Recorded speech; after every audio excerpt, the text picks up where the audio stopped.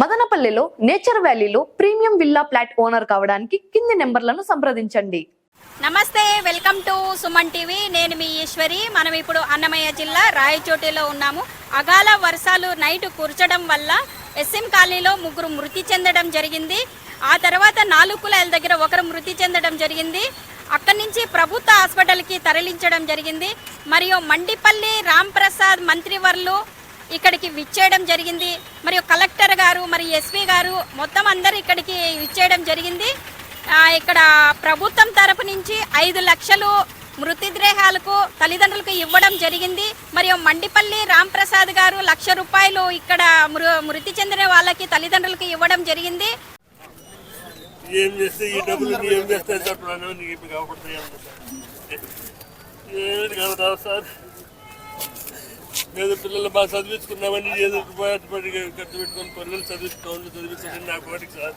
నా మాది వ్యవసాయం చేసే వాళ్ళు అయిపోతారు, ఇట్లా పని రాకుండా అయిపోతారని చదివించినారు సార్. ఇట్లా అయిపోతుందని నా బిడ్డని ఊహించలేదు సార్. అందరికీ దండం పెడతాను సార్. మీరు ఇంత ఏం దూరం జరిగింది. నిన్న రాత్రి కురిసిన భారీ వర్షాల వల్ల రాయచోట్లు పట్టణంలో జరిగిన సంఘటన చాలా దురదృష్టకరం. ఎప్పుడూ లేని విధంగా ఒకేసారి భారీ వర్షం కురవడంతో 4 ప్రాణాలు కోల్పోవడం జరిగింది. దానికి శాసనసభ్యునిగా, మంత్రిగా నేను అలాగే మా ప్రభుత్వం కూడా దిగ్భ్రాంతి వ్యక్తం చేస్తున్నాం. ఇది ఊహించని సంఘటన. ఆ కుటుంబాలకు, వాళ్ళ బంధువులందరికీ ప్రభుత్వం తరఫున సానుభూతి తెలియజేస్తూ, ప్రభుత్వం మీ వెంటే ఉంటుందని మేము చెప్తున్నాం. గౌరవ ముఖ్యమంత్రి ఆదేశాల మేరకు గౌరవ కలెక్టర్ గారు తక్షణమే స్పందించి ఒక్కొక్క ప్రాణం కోల్పోయిన కుటుంబానికి 5 లక్షల రూపాయలు డిజాస్టర్ మేనేజ్మెంట్ ద్వారా అప్పటికప్పుడే శాంక్షన్ చేయడం, ఈరోజు పొద్దున్నే ఆ కుటుంబాలకు 5 లక్షల రూపాయలు చొప్పున ఇవ్వడం జరిగింది. అలాగే నా తరపున మా చారిటబుల్ ట్రస్ట్ ద్వారా ఒక్కొక్క ప్రాణం కోల్పోయిన వారికి 1 లక్ష రూపాయలు ఇస్తున్నాం. అంటే 6 లక్షల రూపాయలు ఒక్కొక్క ప్రాణం కోల్పోయిన మనిషికి ఇవ్వడం జరిగింది. మేము ఒకటే ప్రజలను కోరుకుంటున్నాం, ఇలాంటి సంఘటనలు జరిగినప్పుడు, వర్షాలు పడినప్పుడు కానీ ఇలాంటి ప్రకృతి వైపరీత్యాలు వచ్చినప్పుడు అందరూ జాగ్రత్తగా ఉండాలి.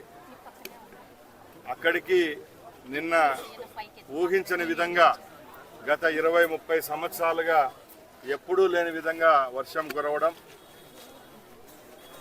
ఎప్పుడూ ప్రమాదం జరగని రాయచోటి పట్టణంలో ఇలాగా ప్రాణాలు కోల్పోవడం మమ్మల్ని అందరినీ కలిచివేసింది.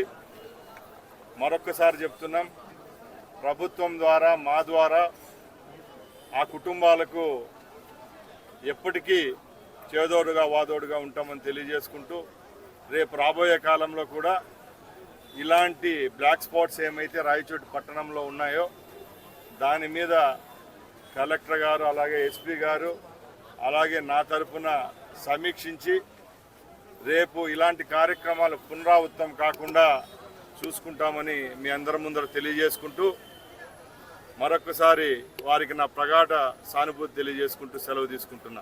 మనం ఇక్కడ ఎస్ఎం కాలనీ వద్ద ఉన్నాము. ఇక్కడ 3 వ్యక్తులు మరణించడం జరిగింది. మనము వారి ఇంటి వద్దనే ఉన్నాము. ఇక్కడ ఇంటి పక్క వాళ్ళని అడిగి మనం ఇప్పుడు తెలుసుకోబోతున్నాము. నమస్తే అండి, మీ పేరు? నా పేరు బాలరాజు. ఏం జరిగింది ఇక్కడ? ఏం చేయాలి మేడం, వాళ్ళు కరెంటు పోవడం వల్ల ఇట్లా అంగడి పోతున్నారు. అంగడి పోతా అంటే కొవ్వుతు కోసం పోతున్నారు. కాలు బేసికి కాలువలో పడినారు. దానివల్ల నీళ్ళు ఫెదర్ రావడం వల్ల ఇదైనారు. ఈ కాలువ అది మేడం. థ్యాంక్ యూ అండి. మనం ఇప్పుడు ఎస్ఎస్ఎంఈ కాలనీలో ఉన్నాము. ఇప్పుడు మృతదేహాలు ఇక్కడి నుంచి కొట్టుకొని పోయాయంటారు. మనం వాళ్ళ ఇంటి దగ్గరే ఉన్నాము. ఇక్కడ వాళ్ళ ఇంటి పక్కల వాళ్ళని అడిగి మనం ఇప్పుడు తెలుసుకోబోతున్నాము. అమ్మ నమస్తే అమ్మ, ఇక్కడ నైట్ ఏం జరిగిందమ్మా? కరెంట్ పోయింది. వాళ్ళు బయటకు వచ్చినారు. కాలువ మీద నడవడంలో జారి కింద పడ్డారు. ఆ తర్వాత పోయినాయని అందరికి తెలుసుకున్నాము, చూసినాము వచ్చి. అదే మేడం. ఇక్కడ రాజకీయ నాయకులు ఏమన్నా వచ్చి చూసి వెళ్ళారా? వచ్చినారు మేడం. ఎవరు వచ్చారమ్మా? రాంప్రసాద్ సారు పోలీస్ స్టేషన్ నుంచి ఎస్ఐ పోలీస్ సిఐలు అందరూ వచ్చినారు. కలెక్టర్ గారు అందరూ వచ్చారు. అందరు వచ్చారు. వచ్చినారు. ఏమన్నా మీకు పలకరించి సాయం ఏమన్నా విచారణ చేసినారు, మళ్ళీ ఉదయాన్నే సాయం చేసినారు. సాయం చేసినారు. ఓకే, థ్యాంక్ యూ అమ్మా. అమ్మా, ఏం జరిగిందమ్మా? నైట్ వర్షం కురిసింది కదా, ఆ వర్షం నీళ్లు ఏం మీ ఇంట్లోకి దూరాయి, ఇంట్లో అంతా పడిపోయింది, అంతా మొత్తం అన్ని మా బీరువాళ్ళు, కూలళ్ళు, మిషన్లు. పాప ఆటో దిగింది, ఆటో దిగుతానంటే అది కాలం ఉండేది తెలియదు ఆ అమ్మాయికి. వెళ్ళిపోయింది. 5-6 మంది కూడా పోయిండోళ్ళు అంతా లాక్కన్నారు, మనుషులుండి లాగేసినారు పక్కన. ఇంకా వచ్చి ఇంట్లో నీళ్ళన్నీ దూరిపోయినాయి. దూరి సామాన్లన్నీ ఉన్నట్టు ఇంకా ఏం అడ్డ పెట్టుకునే దానికి లేదు. ఇంకా మా నుంచి ఏమి కాలే, ఉండోళ్ళు ఉన్నట్టు ఇంకా ఇసిపెట్టేసి ఇండ్లు వదిలేసి అమ్మిపోయినాం. వేరే ఇళ్ళకి వెళ్ళిపోయినాం మేము. ఇంకా వచ్చి అంతా ఇళ్ళంతా కూలిపోయింది. ఎన్ని గంటల సమయంలో ఆ పాప డ్రైనేజ్ లో పడిపోయింది? ఆ పాప 7:30-8 లోపల 7:30-8 లోపల ట్యూషన్ కాపాడారు. తన పేరేంటి? అంటే తన అమ్మాయి ఉంది, మాకు తెలియదు. మా పక్కన అమ్మాయి, అక్కడ అమ్మాయి, ఎక్కడనో అమ్మాయి, మా తెలియదు. ఏం చదువుతాంది? ఎంత ఏజ్ ఉంటది ఆ పాపకి? 8 సంవత్సరాలు ఉంటదా? కొంచెం గట్టిగా మాట్లాడు. భయపడి ఇంకా పోలీసు వాళ్ళు మమ్మల్ని ఖాళీ చేయించినారు ఇండ్లు. మీరు ఉండద్దమ్మా ఇక్కడ, మీరు వెళ్ళిపోండి బయట అని. ఇంకా మేము అదేమైనా వెళ్ళిపోయినాం ఇక్కడ వాళ్ళం. అక్కడ ఇంకా వచ్చి చూస్తే ఒక్క సామాన్ లేదు ఇంట్లో, వండుకొని తినేదానికి కూడా లేదు.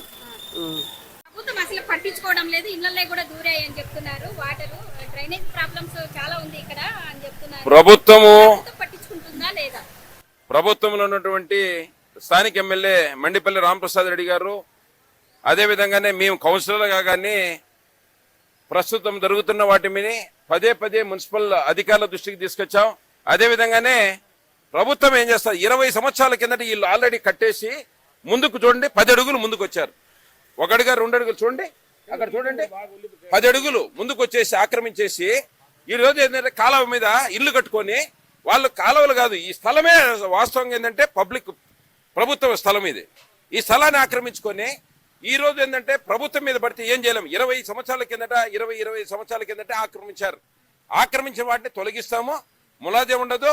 ప్రభుత్వంలో ఉన్నటువంటి భాగస్వామ్యుడిగా మండిపల్లి రాంప్రసాద్ రెడ్డి గారు ముఖ్యమంత్రితో పాటు భాగస్వామ్యుడిగా ఉన్నాడు. ఆయన రాత్రికి రాత్రి జరిగిన విపత్కర పరిస్థితులను దృష్టిలో పెట్టుకొని కేవలం 10 గంటల్లోనే 24 లక్షల రూపాయలు చనిపోయిన వారికి అందజేయడం ఘనతగానే మండిపల్లి రాంప్రసాద్ రెడ్డి గారు. ప్రాణ నష్టం కాకుండా చేసుకోవాల్సిన బాధ్యత ఉన్నదనే ఉద్దేశంతో పొద్దున్న నుంచి ఇప్పుడు దాకా ప్రతి వీధుల్లో తిరిగాం. ఇక్కడ కానీ ఆక్రమణ తొలగిస్తాం. 20 వార్డు కౌన్సిలర్ నేను బాధ్యతాయుతంగా మా వార్డు పరిధిలోకి వస్తుంది కాబట్టి వీటన్నిటి తొలగించి వెంటనే చర్య తీసుకుంటాం. ప్రజలు ఆందోళన చెందుతున్నారు, ఊరికే మాటలు చెప్పేస్తున్నారు, వెళ్ళిపోతున్నారు అని చెప్తున్నారు. మాటలు కాదు, చేతలు చేసి చూపిస్తాం. ఈ రోజు మీరు చూడండి. ఏంటి మీ పేరు? నా పేరు సాలమ్మ. ఏం జరిగిందమ్మా నైట్ ఇక్కడ? ఏం లేదమ్మా, నేను వ్యాపారం పోయినా. నేను మాత్రం ఇక్కడ అంతా వేరే ఏం జరిగింది తెలియదు. నేను వచ్చేలోకలు వర్షం గట్టిగా వస్తుంది, కరెంట్ పోయింది. ఇంట్లో వెళ్ళిపోయినా నేను, వెళ్తారు వింటే ఎత్తుకులాడుకుంటా అగ్గి పెట్టి కోసమా. ఆ పాప ఓ అమ్మ సాయి అట్ట బోరా అది కొవ్వెత్తురా అంట అండా. అది మాత్రం విన్నా నేను. ఆ పాప నిలబడుకోనది, ఆ పిల్లని పంపించాలి. అది ఒకటి చూసిన. నేను ఇంటికి వచ్చే ఉదికి నాకు బాగాలేక చూడు, అంతా పట్టి వేసుకున్నా, కాళ్ళకంటూ మందు రాసుకున్నా. నేను బయటకు రాకుండా అట్లా ఇంట్లో మంచం వేసుకుని 7 గంటలు అబ్బంటే 7:30 పొద్దు ఇప్పుడు ఇంట్లోనే ఉంటా. నేను బయటకు రాలా. వీళ్ళందరూ ఒకరు కూర ముర్రు అనుకుంటున్నారు. మళ్ళా 2 చెప్పి అర్ధార్థం వెనుక మనుషులు ఎవరు ఇంత బండలు ఇలా తెచ్చుకుని వాళ్ళు మట్టకుంటారు. నేను మాత్రం ఆడమంది మా ఇంట్లో ఊరు లేరు కాబట్టి నేను ఒకదాని ఉండే కాబట్టి బయట వాయిట్లో చూసిన అంతే. అంతవరకు జరిగింది. నాకు చూడలేదు తల్లి, వాళ్ళు పడిండేది కానీ నేను చూడాల.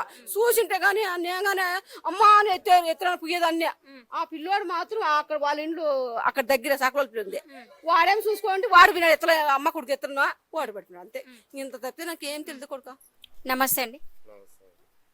నైట్ ఇక్కడ ఏం జరిగింది? చనిపోయారు 3, ఒక తల్లి బిడ్డ, గణేష్ అనే పిల్లోడు. 3 ఒక కోతు కోసం పోవడం వల్ల కాళ్ళు జారి పిల్లోడు పడిపోయినాడని తల్లి పడిపోయిన 2 పడిపోయినారని గణేష్ అనే పిల్లోడు పోవడం వల్ల నీళ్లు పెదర ఎక్కువ రావడం వల్ల ఇదయ్యి కాలంలో వెళ్ళిపోయినారు మేడం. నమస్తే అండి. ఏ పేరు మీ పేరు? సుధీర్ కుమార్. ఏం చెప్పదలుచుకున్నారు?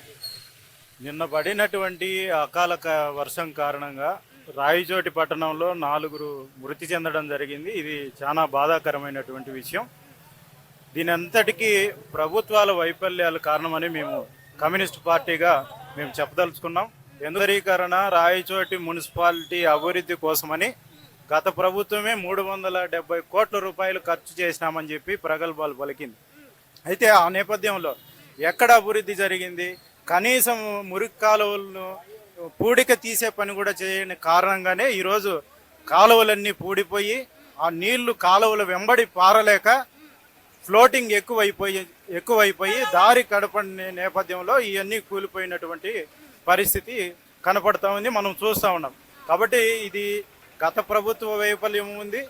ప్రస్తుత ప్రభుత్వంలో దీనికి మెరుగైన చర్యలు తీసుకోవాలని చెప్పి భారత కమ్యూనిస్టు పార్టీ సిపిఐగా మేము డిమాండ్ చేయదలుచుకున్నాం. అదే సందర్భంలో ఇప్పుడు ఏదైతే మృతులు చెందారో ఆ మృతులకు మన రాంప్రసాద్ రెడ్డి గారు మినిస్టర్ 5 లక్షల ఎక్స్గ్రేషియో కూడా ప్రకటించడం జరిగింది. తాను సొంతంగా 1 లక్ష రూపాయలు కూడా ప్రకటించడం జరిగింది. అయితే ఇది ఏమాత్రం బాధితులకు సరైన న్యాయం చేయదని చెప్పి మేము కమ్యూనిస్ట్ పార్టీగా చెప్పదలుచుకున్నాం. అందుకని మేము డిమాండ్ చేస్తూ ఉన్నాం, బాధిత కుటుంబాలకు ఒక్కొక్కరికి 50 లక్షల రూపాయలు ఇవ్వాలని చెప్పి మేము డిమాండ్ చేస్తూ ఉన్నాం. అదే సందర్భంలో ఇది హెచ్చరిక గుర్తించి ఇప్పుడున్నటువంటి రాష్ట్ర ప్రభుత్వం ఇది ఇట్లాంటి ఘటనల పట్ల కొంత కేంద్రీకరించి పనిచేయాలని చెప్పి, అట్లాగే పట్టణంలో మున్సిపల్ వ్యవస్థ కూడా సక్రమైన పద్ధతుల్లో పనిచేయడం లేదని మేము చెప్పదలుచుకున్నాం. వాళ్ళే కనుక సక్రంగా పనిచేసి ఉండింటే ఈరోజు ఈ విపత్తుకు 4 ప్రాణాలు బలి ఉండే పరిస్థితి కాదు అని చెప్పి మేము చెప్పదలుచుకున్నాం. అందుకని రాష్ట్ర ప్రభుత్వం చొరవ చూపాలి. అదేవిధంగా మున్సిపాలిటీ ఒక పటిష్టంగా క్రమశిక్షణతోటి పనిచేయాలని చెప్పి మేము కోరుతా ఉన్నాం. నా పేరు కోటేశ్వరరావు, నేను స్టూడెంట్ లీడర్ను ఏఐసఫ్. ఈరోజు నిన్న అకాల వర్షాలు పడినాయి. దాదాపుగా వర్షం ఎక్కువ పడడంతో ఈరోజు 4 ప్రాణాలు పోవడం జరిగింది. అదేవిధంగా ఆస్తి నష్టం, ప్రాణ నష్టాలు కూడా జరిగినాయి. ఇది ఎందుకంటే గత ప్రభుత్వము 3,000 కోట్లు రాయచోటి అభివృద్ధి చేయడానికి 3,000 కోట్లు నిధులు మంజూరు చేసుకొచ్చామని చెప్పి ఇక్కడ శ్రీకాంత్ రెడ్డి గారు చంకాలు గుద్దుకున్నారు. అదేవిధంగా 370 కోట్లతో రాయచోట్లో ఉన్నటువంటి అండర్ డ్రైనేజ్ని మేము పునర్నిర్మాణం చేస్తున్నాము, అన్ని మరమ్మతులు చేస్తామని చెప్పి ప్రకటించారు. మీరు మరమ్మతులు చేసినంటే అండర్ డ్రైనేజ్ కోసం 370 కోట్ల రూపాయలు ఖర్చు పెట్టింటే ఈరోజు అక్రమ కట్టడాలపైన మీరు కఠినంగా వ్యవహరించినంటే ఈరోజు 10 అడుగులు 20 అడుగులు వాగులు కానీ, వంకలు కానీ, చెరువులు కానీ, గుట్టలు కానీ అన్ని ఆక్రమించుకునే పరిస్థితి వస్తే రేపు పొద్దున్నే సహజసిద్ధంగా వచ్చేటువంటి వర్షాల వల్ల సహజసిద్ధంగా ప్రవహించేటువంటి నీరు ఏ విధంగా ప్రవహిస్తుంది? నువ్వు మురికి కాలువల్లో పూడిక దిగిపోతివి, మురికి కాలువలు మరమ్మతులు చేయకపోతివి, ఇట్లా అక్రమ కట్టడాలను ఆపలేకపోతే మీరు ఏ విధంగా రాయచోటి మున్సిపాలిటీని అభివృద్ధి చేస్తారని చెప్పి గత వైసీపీ ప్రభుత్వాన్ని అడుగుతూ, అదేవిధంగా ఈ ప్రభుత్వం కూడా ఈరోజు మీరు వచ్చిన తర్వాత అయినా సరే కూటమి ప్రభుత్వం గతంలో వైసీపీ ప్రభుత్వం కంటే మెరుగ్గా మేము పనిచేస్తామని చెప్పి మీరు ఆ మాటలు చెప్పి అధికారంలోకి వచ్చిన తర్వాత మీరైనా సరే ఈ అక్రమ కట్టడాలపైన, లేదు కాలువలపైన, లేదు చెరువులు, వాగులు, వంకలు, పరంపోగుల భూములపైన మీరు దృష్టి పెట్టి ఇక్కడికైనా ఇప్పుడు జరిగిన ప్రాణ నష్టం చాలు, ఆస్తి నష్టం చాలు, ఇక్కడైనా సరే కఠినంగా వ్యవహరించి రాయచోటి మున్సిపాలిటీ అధికారులపైన మీరు ఒత్తిడి తీసుకొచ్చి ఈ యొక్క అక్రమ కట్టడాలన్నింటిని కూల్చివేసి ప్రాణ నష్టం జరిగిన వాళ్ళకి 5 లక్షల రూపాయలు ఎక్స్గ్రేస్గా సరిపోదు, 25 లక్షల రూపాయలు ఎక్స్గ్రేస్గా ప్రకటించాలని చెప్పి భారత కమ్యూనిస్ట్ పార్టీ సిపిఐగా మేము డిమాండ్ చేస్తా ఉన్నాం. ఆంధ్రప్రదేశ్ రైతు సంఘం జిల్లా సెక్రటరీ. నిన్న జరిగినటువంటి రాయచోటి నియోజకవర్గంలో సంఘటనకు మేము కమ్యూనిస్ట్ పార్టీగా అదే రైతు సంఘంగా ఆలోచిస్తున్నాం.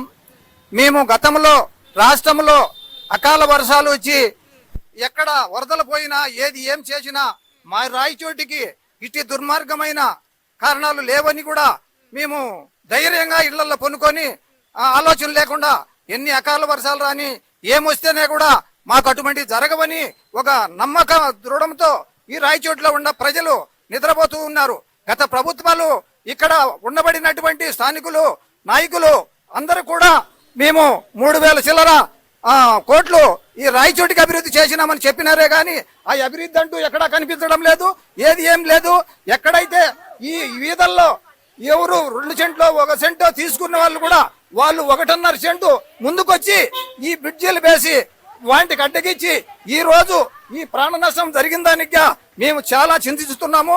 ఇటువంటి దుర్మార్గమైన పనులు చేయకుండా ఎక్కడైతే ఆక్రమణలు ఉన్నాయో అటువంటి కూడా అధికారులు గాని నాయకులు గాని అందరూ శ్రద్ధగా తీసుకొని ప్రభుత్వం దీనిపైన గట్టిగా యాక్షన్ తీసుకొని ఈ అక్రమాస్తులన్నీ తొలగించాల్సిందిగా కోరుతున్నా. Thank you. ఈ ప్రాబ్లము ప్రజలు ఆందోళన చెందుతున్నారు. డ్రైనేజీ ప్రాబ్లమ్స్ ఎక్కువ ఉన్నాయని చెప్పేసి ప్రభుత్వం పట్టించుకోవడం లేదని చెప్తున్నారు. దానికి ప్రభుత్వం స్పందించాలని ప్రజలు కోరుకుంటున్నారు.